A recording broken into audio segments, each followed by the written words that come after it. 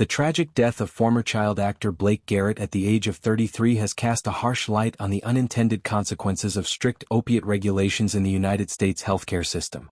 Best known for his memorable role in the family comedy How to Eat Fried Worms, Garrett's passing has prompted widespread discussion about pain management, access to medication, and the delicate balance between preventing opioid abuse and ensuring patients receive adequate relief. Blake Garrett died on a Sunday, leaving behind a grieving family still awaiting the official autopsy results to confirm the precise cause of death.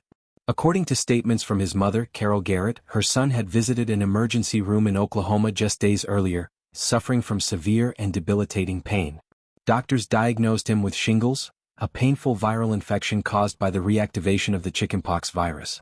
Shingles can produce intense nerve pain that often feels burning, stabbing, or electric, and it disproportionately affects adults, sometimes leading to prolonged discomfort even after the rash subsides. Carol Garrett shared with reporters that she believed her son may have turned to self-medication in a desperate attempt to cope with the excruciating symptoms. She described his death as a possible tragic accident, suggesting that the lack of appropriate pain relief options may have played a devastating role. The grieving mother explained that Blake, unable to find sufficient help through official medical channels, might have sought relief elsewhere, potentially leading to a fatal outcome. Once these details emerged publicly, social media platforms quickly filled with expressions of sympathy mixed with outrage and concern. Many users shared personal stories or observations about the challenges of obtaining strong pain medication in the current regulatory environment. One particularly poignant comment captured the sentiment of numerous others.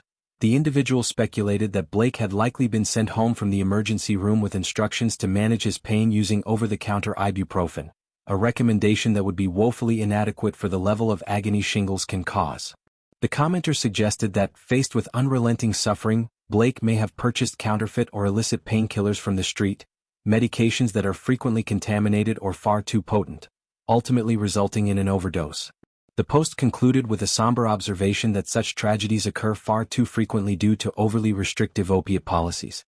Opiate restrictions in the United States refer to a broad set of laws, guidelines, and practices introduced over the past decade and a half to combat the nation's devastating opioid epidemic.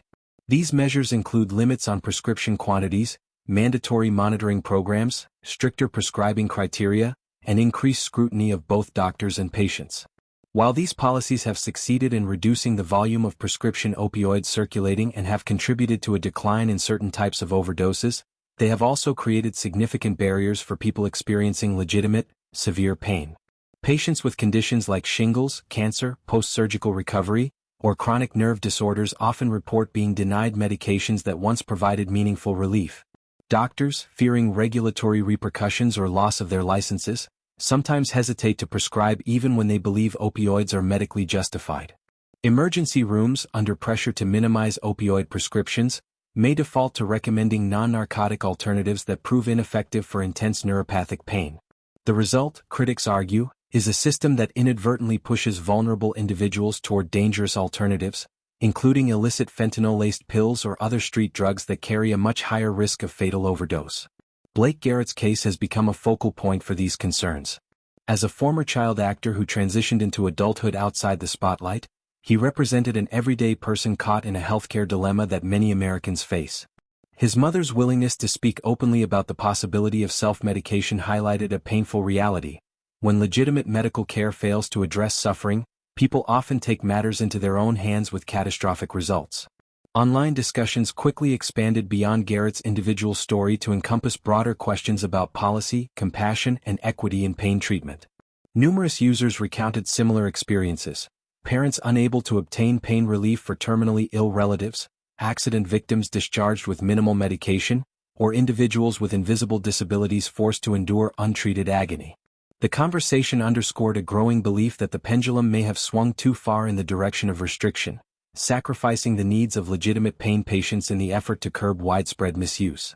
Calls for reform grew louder, with many advocating for more nuanced guidelines that allow doctors greater flexibility while maintaining safeguards against abuse.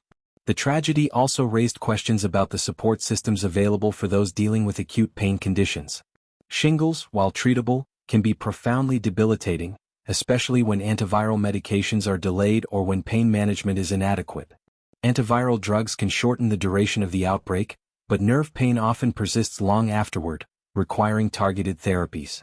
When those therapies are inaccessible, the suffering intensifies, sometimes leading individuals down perilous paths.